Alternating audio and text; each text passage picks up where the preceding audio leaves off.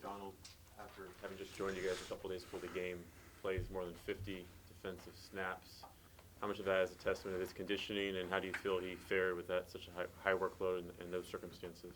Yeah, we were in a tough spot yesterday, certainly with Price playing for the first time, Hankins, and Clinton basically just showing up before the game. But he did a heck of a job. He not only played a lot of snaps, he played some good snaps against the run, and he gave us a little bit of pass rush in there. But that's been his history. He can play the nose or the three technique, and that's what he did yesterday. In hindsight, he feels like he made the wrong decision in March. He should have been here all along. What was your advantage back when he chose to go a different direction, and obviously your regard for him as a player? Well, we liked him. We wanted to sign him. He was injured, and we couldn't pull the trigger at that time for that sole reason. It was a medical issue that he wasn't ready to play, and fortunately, as fate has it, we got him at some point here. But we're happy to have him. He's a good player. He's a great team guy, and we're going to need him here in the next several weeks. How do you think Colton fared against Bradley Chubb yesterday? Pretty good. Yeah, we like Miller a lot. He's going to be a heck of a player. He's played against two of the top defenses in football his first two outings, and, the film speaks for itself. Seems to be growing in confidence as well. Have you seen that with Yeah, Colton? we think he's a long-term, big-time player for us at a critical position. That's why we drafted him. And, his range, not only as a pass protector, but you saw him get out on the quick screens. He's got tremendous athleticism. He's just getting started, so it's exciting. It's a physical recovery process, like after a day like yesterday, unseasonably hot altitude. Now you got to get ready to go to Miami. Do you, as far as take it easy on him more than you normally would during the week, or physically? I mean, We'll talk to Rod Martin, the trainer. I think we came out of the game pretty healthy. It's taxing on both teams. You can only have so many guys active, and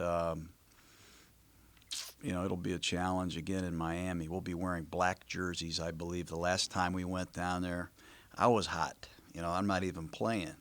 But that's going to test our mental toughness. We'll try to be creative on the practice field to get our work done and to get the players rest that need it.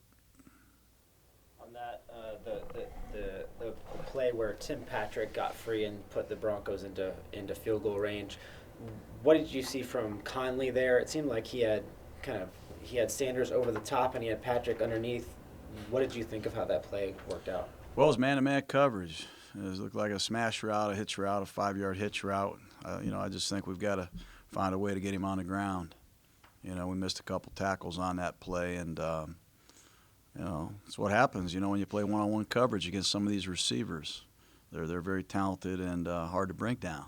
It was a great play by them in that situation, but when you're playing one-on-one coverage and you're blitzing, you roll the dice sometimes. You took a look at the pass rush from yesterday's game in terms of specifically the one-on-one, how guys were just working against blocks. I mean, how did you see them fare against those one-on-one type of assignments up front? I think we said after the game we got to make improvements there.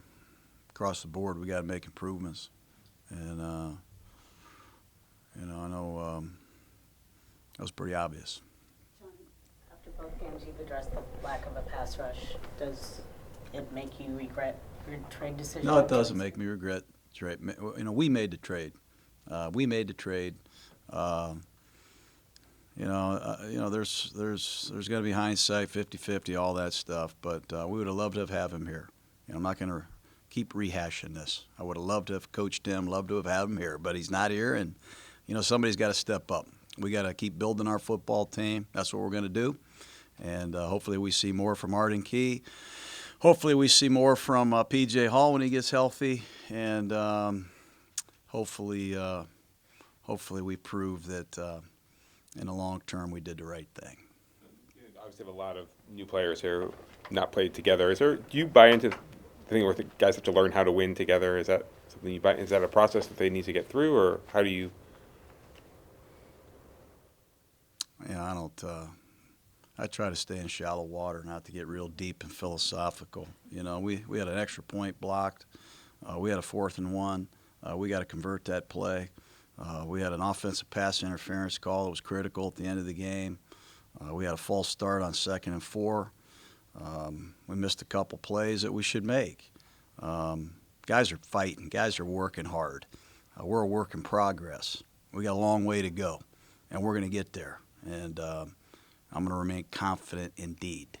In a strange way, John, then you look at those, and there's like 5 or so plays that if any one of those plays goes your way, you probably win the game. Is that easier then to take out of it and look, hey guys, we can learn from this, or is it still a loss is a loss is a loss? I know what we're doing. I have a pretty good feel for what's going on here.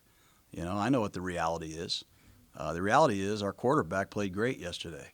You know, in a very tough place to play against one of the most formidable fronts in all of football. We pass protected very well. We had balance.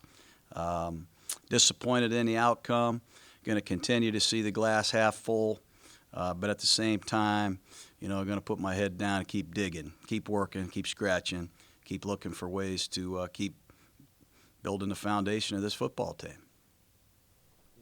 There's a chance you could have PJ Hall back this week, or I doubt it. I don't think so, but keep my fingers crossed. Say about a guy like Rogers Cromartie, who comes in here as a 32-year-old veteran with pelts on the wall, so to speak, and you need him to play special teams, and he doesn't get a snap on defense, but he's out there running down the field and playing Credit special to him. teams. You know, it's credit to Jordy Nelson for returning punts. Yeah. You know, he's, you know, I don't think he came here with the intention of being our punt returner either. You know, I just met our long snapper. You know, I just met Jonathan Hankins. Wasn't sure what number he was until I saw him wearing 90 out there. You know, we talked about McDonald. Brian Price played. So we have our areas that you know we got to continue to develop. Hopefully, we get some men healthy. For 2 straight games now on the opening possession, your offense has scored. That's a critical area. What goes into that opening script, not just for you, but your entire coaching staff, to see to it that those types of opportunities are seized at the start of games? Well, we try to do the same thing with every possession, honestly. Try to move the football, put points on the board. Ultimately, you try to get your best players involved early, go with your best stuff, things that you think have the best chance of working, things your quarterback really loves, and what you anticipate the defense doing. We had a great drive to start the third quarter. Only problem was we just had 3 possessions the whole second half. We just need to try to get better field position when a drive does start. We try to get the ball more to the offense so they can do something with it. But I was pleased with the way we started the first quarter and the third quarter for sure. Derek was obviously very accurate, but it wasn't just all in short passes. He was pushing the ball downfield and still finding his guy. Why do you think he was so successful in terms of pushing the ball downfield? Was it? I just think he's a heck of a player. You know, I really do. I think he sees the field. I think he's got an incredible arm talent. And I think we've got good receivers. I think getting our big guy out there, number 12, I think he makes a difference. His presence out there makes a difference. And Coop was hot. Amari had a great game. I think when you have 10 targets and 10 catches, that is extremely uncommon, hard to do.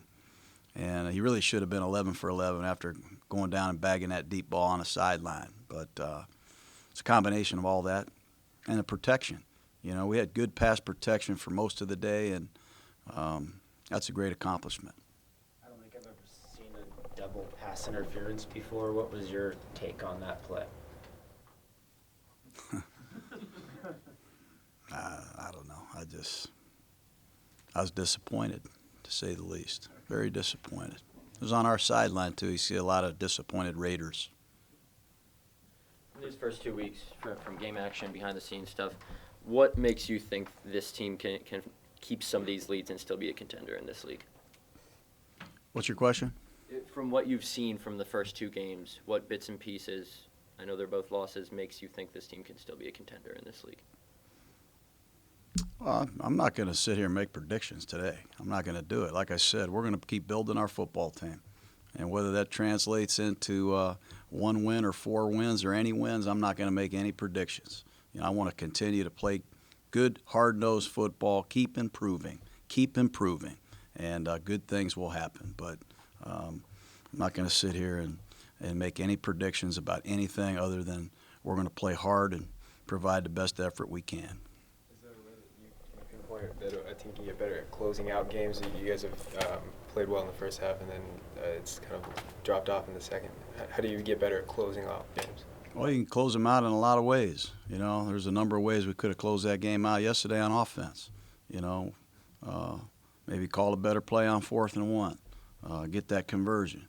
You know, perhaps improve your field goal protection, your PAT protection. Perhaps, you know, eliminate the penalty on 2nd and 4. You know, defensively, you have them 2nd and 20 on their own 10-yard line with no timeouts. Somebody's got to make a play. But you know, I got to do a better job coaching. It all starts and ends there. Sean Melvin, when he got here, he didn't know or wasn't previously taught some of the technique that you guys have him doing in terms of just, you know, he's more accustomed to having his hands on a receiver, both hands early in a route. How have you seen him progress in that All area? these guys are learning new techniques. You know, when you acquire a guy from another team who's been on 4 or 5 teams, certainly they have to learn a new technique. You know, they got to learn a new offense. They got to learn a new, you know, way of doing things. And he's been open-minded.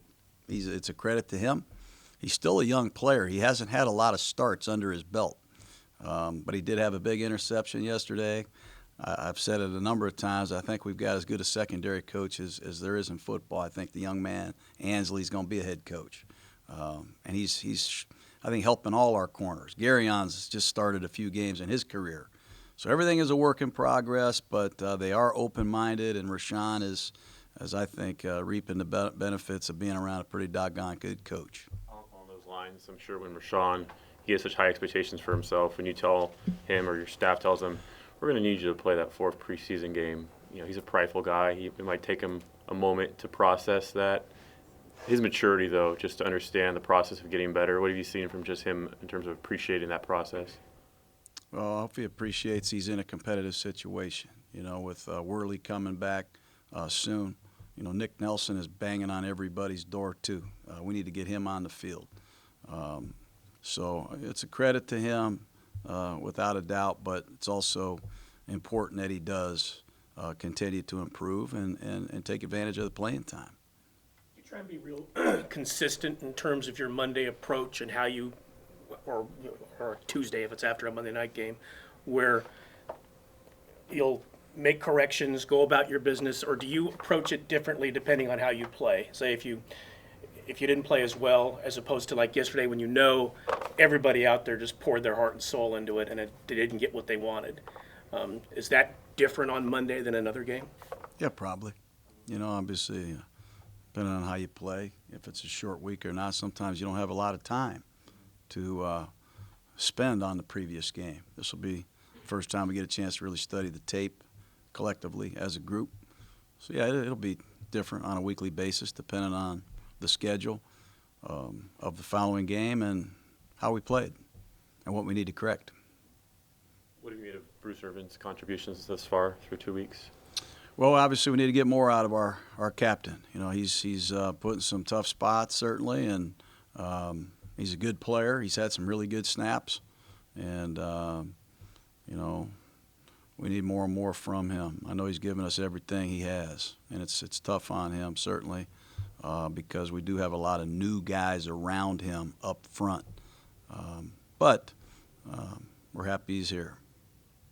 When you looked at the film, just that final drive, that final 2-minute offense. He trying to make me mad here today or what? Go ahead.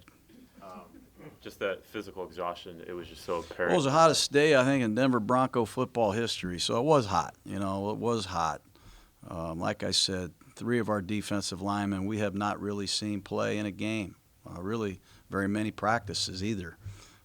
So that's double trouble, honestly. The heat, the altitude, and not knowing, you know, what kind of condition everybody's in. And it affects everybody up front. It affects Rucker, it affects Irvin, and it certainly affects Gunther, the man calling the plays. So you got to go from a base defense to a nickel defense, back to a base, then they go no huddle, and then pretty soon you guys are getting tired of running on and off the field. So it's a challenge. It was a challenge to say the least, and it certainly didn't help the outcome of the game yesterday.